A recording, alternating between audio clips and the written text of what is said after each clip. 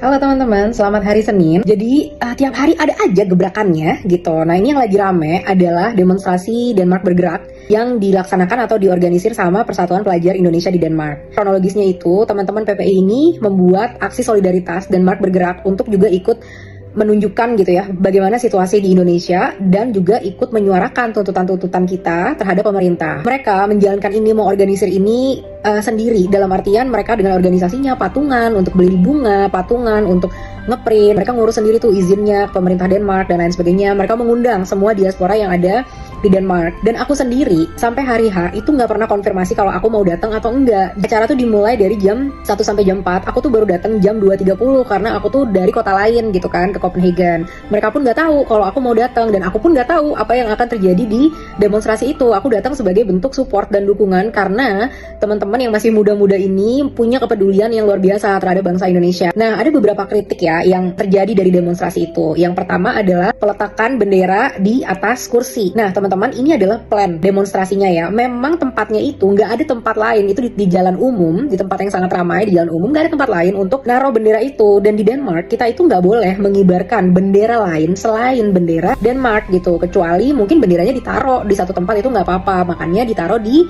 atas kursi sama teman-teman PPI. Jadi tadi itu ya, cara bendera teman-teman saat kita ada di luar negeri, kita mengikuti peraturan yang ada di negeri tersebut. Kalau nggak boleh mengibarkan bendera ya kita nggak mungkin mengibarkan bendera Indonesia. Sama saat kalau turis masuk ke Indonesia, mereka pun harus mengikuti peraturan yang ada di Indonesia. Yang kedua, mengenai adanya poster gitu ya dari Pak Prabowo dan juga Gibran. Nah, itu juga organik. Aku juga nggak tahu siapa yang ngeprint, siapa yang naruh di situ. Aku datang itu acara sudah di tengah-tengah, sudah berlanjut gitu. Jadi aku mau menunjukkan solidaritas aja gitu. Jadi semuanya berjalan secara spontan. Bukan aku yang naruh itu poster di mana, bendera di mana dan lain sebagainya. Itu kebebasan teman-teman yang lain untuk ngeprint, untuk naruh, untuk bawa apapun, untuk menampilkan apapun. Gak ada tuh aku mengorganisir itu harus fotonya Pak Prabowo, fotonya Gibran dan lain sebagainya, itu gak ada ya.